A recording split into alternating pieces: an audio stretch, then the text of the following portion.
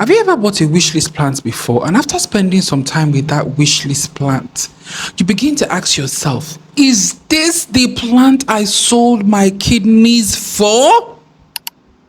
Is this the plant that actually made me become incontinent?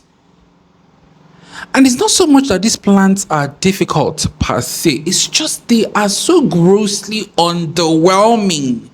You bought them believing the hype, and now that you have them in your care, they do absolutely nothing. They give us nothing. Even that cheap $10 plant is outperforming them. Well, babes, I can't be the only one who's currently experiencing this. As a matter of fact, I have 6 plants I am going to show you that I nearly sold my kidneys for, but these plants, since I have gotten them, have all but underwhelmed. Anyways, without much ado, grab something, grab someone, clutch your pearls if you may, and let's start exposing some of the most underwhelming wishlist plants I've ever purchased. Okay, so the first plant on this list has to be this biatch here. Ladies and gentlemen, this is a Rhaphidophora decursiva, and when this plant first hit the scene, oh my goodness gracious, I wanted this plant. I remember seeing this image and I told myself, I must get this plant. Even if I have to sell a huge chunk of my liver, I am going to make sure I get this plant. And I did get this plant. At the time, it was one of my most expensive plant purchases, and I got a fairly decent looking lush specimen. I was very pleased and very happy with it. But, and this is why on this page I have said it and I'm going to reiterate it again, please control yourself when it comes to propagating plants. Not every plant responds well to heavy pruning and heavy propagation. I let a bit of greed get into me. Well, I say it was greed or business savviness. Hear me out, because when I first purchased this plant, and even till this day, this plant was quite expensive and rare in my side of the world. So I figured, you know what, I have a lush looking specimen, let me quickly take some cuttings and then sell and make my money back and some more, which I did. But tell me why it's been 2 years, no, 3 years after that, and Madame has refused to grow back. Madame is growing in snail speed. We do have one leaf after 900 years. Mind you, she's even growing outdoors in high humidity in a tropical nation. Yes, she is growing at snail speed ever since I gave this babe the chop. And heaven only knows if she will ever get to this stage in the lifetime of our generation. And the interesting thing about this plant is that she's very difficult to display and to style. If and when this plant reaches full maturity, it's a beautiful iconic statement piece that will complement any space. But now that it's in its juvenile stage, where can you place it? What do you do with this? It's just this awkward looking thing, really. And honestly, babes, it has been so disappointing. The only reason why I'm latching onto this plant and I haven't completely let it go is because she still remains an elusive plant in this part of the world, and she still remains quite expensive. So a part of me is like, if I sell this plant, would I be able to afford her again? But if this were easily an accessible plant, I would have let go of her in the long run. And I don't think I'm the only one that feels this way about this plant, because I don't see it in your collections anymore, girlies. I remember when this plant first hit the scene a couple of years ago, she was a hot cake and she was in everyone's collection pretty much, but she has all but fizzled off. And I think we can all agree on why. She's just never lived up to the hype. Now, speaking of a plant that takes 900 years to grow, and one that I also regret propagating due to trying to make extra cash. Oh, she looks good. She looks good on camera. Oh God, now I feel bad. This is a Scindapsus Truebii black. I'm gonna insert the name. I'm not sure that's her actual name, but babes, this is another one that has been in my care for 3 years. 3 good years. I remember this plant when it first hit the scene. Oh my goodness, the black foliage. I told myself, I don't mind selling just to get this plant. And I got one that was just 1 or 2 vines, but was trailing beautifully. So I told myself, you know what, this is a lush trailing vine. Why don't I propagate for a fuller pot and then sell some? It makes sense, right? But the problem with this plant, and I think with Scindapsus in general, please pay close attention and write this in your notepad. Do not propagate Scindapsus the same way you will propagate a pothos. You know how when you want to propagate a pothos for a fuller pot, you will take individual cuttings from a vine and stick it back in the pot for a full pot. It's a tried and trusted method for pothos. But when it comes to Scindapsus, I've come to realize they propagate very, very slowly from these individual leaf cuttings. You're better off cutting a vine and sticking it back inside the pot as opposed to breaking down that vine into individual cuttings. Is all of this making sense? Please let me know in the comments. But since I propagated this mamacita for what I was hoping to be a bigger pot, it's been years. It's been years and pretty much nothing has happened. And also, to be quite honest, babes, when this plant was a full, a much fuller specimen, and this is also why I feel like she has pretty much just fallen out of grace in a lot of our collections. I don't see her in our collections as much. When this babe was a much fuller specimen, I found it really difficult to style and display her. I mean, look at her profile, even when she's full. Where can you place this? What can you do with this? What pot will pair with it? Which is why I think this plant has honestly fizzled off. It's not an iconic staple like the Scindapsus pictures. For the most part, no one really talks about it. No one really gives a damn about it, really. And it seems like it has pretty much faded off from our collection. So yeah, I can't be the only one who feels really meh about this plant.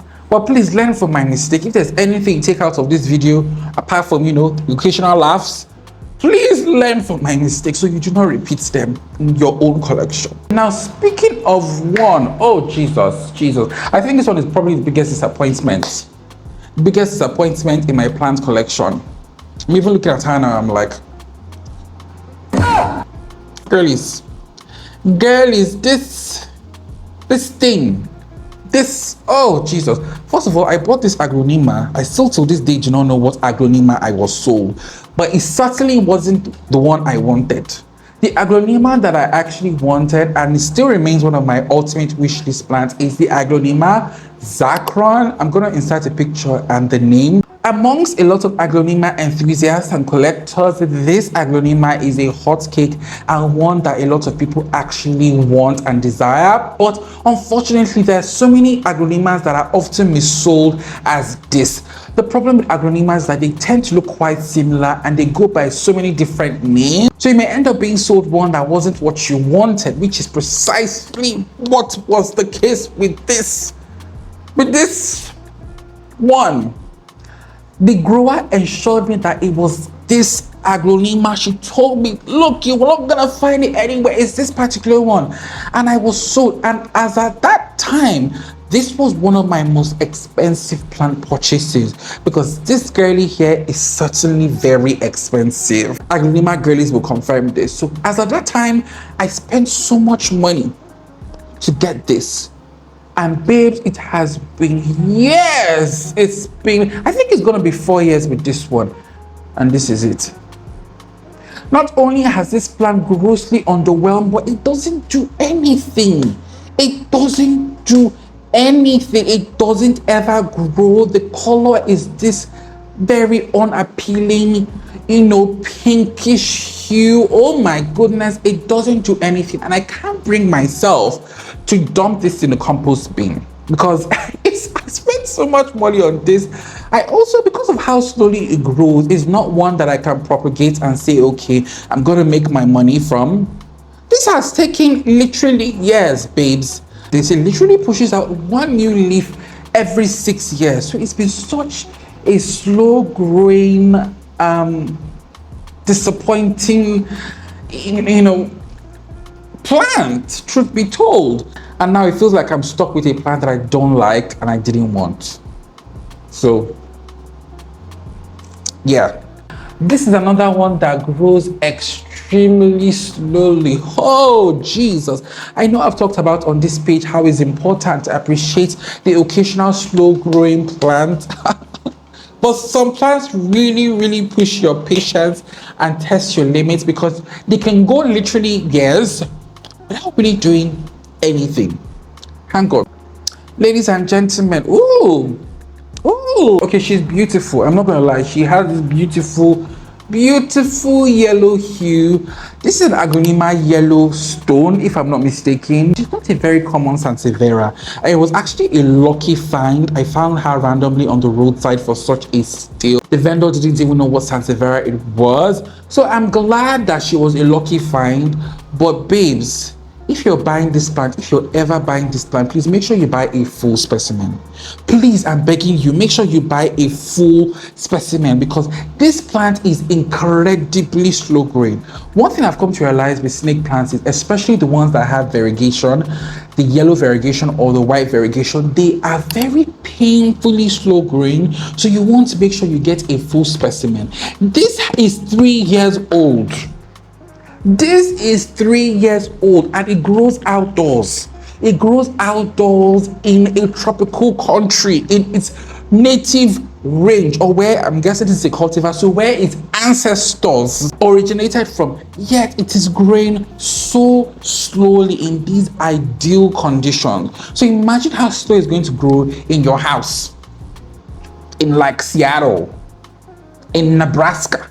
She's beautiful, but because she grows so slowly and she's very scanty, again, I'm finding it quite difficult to display her beautifully and in a way that she actually complements my collection and complements my space. For now, she's just in one odd corner by herself because she looks odd everywhere else. Also, I will say that Sansevierias that tend to grow in this wobbly fashion, they are, in my opinion, way more difficult to style, because like we've talked about on this page, we have a whole style series, which I would strongly recommend you check it out. But as we talked about on this page, Sansevierias make great, fantastic plants for styling and decorating your space because they provide structure.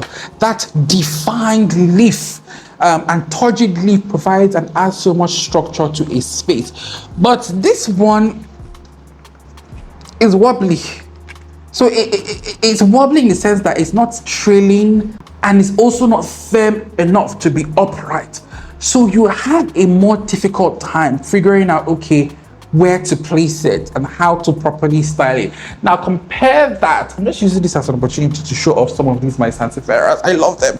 But compare that to this. Look at the symmetry, look at the structure, look at the dimension. You can place this anywhere and it's gonna be a banger. But this one, yeah, so that's one reason why I low-key, I like Sansevieria, so she gets a pass, but I low-key regret. All I'm going to advise, if you want to get it, please make sure you get a full specimen.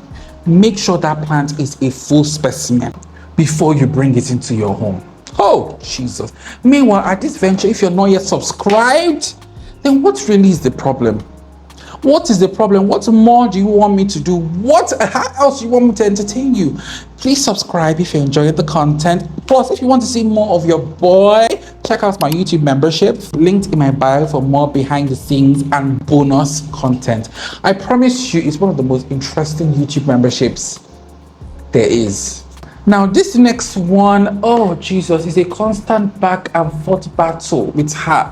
We are constantly in a tangle. 1 minute I'm like, oh, I love that I bought you and I will never regret having you in my collection. Next minute I'm like, Jesus, what was I thinking? Ladies and gentlemen, this babe here, Ficus altissima yellow gem. And okay, look, on camera, babe is not looking so bad, but I've had this plant in my care for 4 years. 4 years, and I've never been able to grow her past this length. I have never been able to grow her past this length. So we do this tangle where I've noticed during the hot hellfire dry season we have in this part of the world, she flourishes. She always looks her best. I'm going to see if I can insert B-rolls or pictures to prove my point. She always looks her best during the dry, hot season. She's in heaven and she pushes out growth constantly, which I find very interesting because for most of my plants during the dry season, during the hot weather, they don't look great. They even stop growing. She, on the other hand, does the opposite. Now then, during the rainy season, she just goes dormant. She just goes dormant. And the interesting thing about Nigeria is that we have a long dry season and a long rainy season, like 6 months of hellfire weather, 6 months of rainy monsoon weather. And then during that rainy season, she's just like, I'm going dormant, which is actually the opposite. If you've watched my helpful and extremely iconic rubber plants video, you know that rubber plants grow the best during rainy conditions. But this one that is in the same genus does the exact opposite. Right now we're in the rainy season and as if on cue, she has just stopped growing. She stopped growing midway through pushing out this leaf here and hasn't done anything since then. I initially thought that, okay, maybe all that rain is making this babe like, have root rot. But I unpotted her the other day and she has an extremely robust and healthy root system. I don't know if you can see. Can you see some of her roots are even picking out of the pot? Side note, look at how rich my soil is. Ooh, dark and rich and high in compost and manure. Oh. Anyway, so yes. Also, another issue I've had with this plant is that she is the most pest-prone ficus in my care. She's the most pest-prone. My ficuses, for the most part, don't typically have pest issues except maybe scales. She, on the other hand, is very prone to whiteflies. Seem to have an obsession with her, and whiteflies are so difficult to get rid of. And also scales. Scales proliferate on her leaves so rapidly. In fact, some of this is from treating her latest scale infestation. She was heavily scrubbed down with a mix of neem oil and liquid dish soap, and it caused some burns. But I had to do that because she was covered everywhere with scales. I think it's just me. And in fact, all of these plants I'm mentioning here, they're not exactly difficult plants. I don't think they're universally difficult plants, right? It's just they've not lived up to my own expectations of what I had of them. And also with this plant, I think it may just be me because I've seen other people in my part of the world grow theirs into very beautiful specimens. But me, maybe my environment, I don't even know. I don't know. I still haven't cracked the code yet with this one. So she's just been meh for me. She's just been meh. But maybe what I'm going to do is, I don't know, I cut her back down before because she was looking like a hot mess. So I cut her down. But I noticed we're just back to the same circle all over again. So I told myself, I'm not going to cut her down. I'm going to actually leave it and wait until she comes out of her self-imposed dormancy during the dry season. So at least she adds some height to this. We can grow past this level in her life and her career for once. But yeah, Ficus altissima yellow gem had to make this list. Now there's another one. Oh, Jesus. There's another one that has truly been one of the biggest disappointments of my life, period. And also the plant that actually inspired this video. Babes, have you ever seen a variegated Dracaena Craig before? Well, I hadn't until I found one on the roadside here. Randomly on the roadside. This is why roadside gardens in this part of the world, they may look like a hot mess, but you can find some very hidden gems. I found a variegated Craig and I was like, oh my goodness gracious. Ladies and gentlemen, tell me why it has been 2 years. Before I came out to lambast this plant, I gave them ample time. Years have gone on, so I have every right to lambast them. They've proven that they are disappointments. Sorry to say, but they have. 2 years later, and this is what this girl still looks like. At this point, I don't even know if there is still any variegation on this plant. This plant has not grown. This plant does not grow. It doesn't do anything. It just exists. Out of frustration and to prevent myself from throwing the plant away because it was just wasting pot and wasting space, I dumped it. I piled it together in the same big pot I have my rubber plant growing. It hasn't done anything. It hasn't done anything. No sign of growth. No sign of, I don't even know whether it exists. So yeah, variegated Dracaena has been one of the biggest disappointments of my life. But babes, that said, there's an extra bonus. There's an extra bonus for the girlies that made it to the end of this video. I have an extra bonus for you. There's a huge elephant in the room. There's a huge elephant in the room. Can you see? She's Ladies and gentlemen, and in an ironic and interesting twist of fate, you know how you buy a plant thinking, oh my god, this plant is not going to last, this plant is definitely going to disappoint me, I am just cleaning myself, I'm such a clown, this is disappointment waiting to happen, and the plant actually proves you wrong. Oh my god, this plant has proven me pleasantly wrong and has not been a disappointment at all. She's such a beautiful, she's such a beautiful specimen. And if you look, we have another new leaf that is about to emerge. I'm so happy with this one. Honestly speaking, I had to feature her in this video because she's just a good way to end this video on such a positive note. Babe, sometimes these difficult plants, these so-called difficult plants, may end up being the ones that actually surprise you the most. So like I've said on this page, do not hesitate to try that alocasia again. Ensure that you start off with a cheap one, though. Don't experiment with an expensive one. Not hesitate to try that alocasia again, or even that calathea again. They may presently surprise you. Now, those of you that got to the end of this video, let me know in the comments if you want me to make a video on what I've been doing differently to get this mamacita to be a beautiful specimen. Yes, but she had to make an appearance in this video because, oh dear Lord.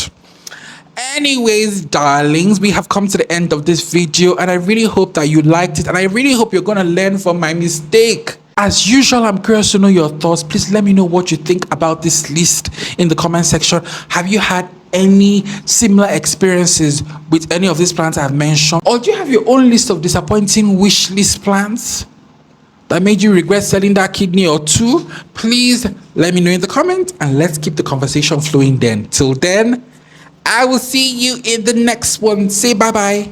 Bye-bye. Bye, my loves.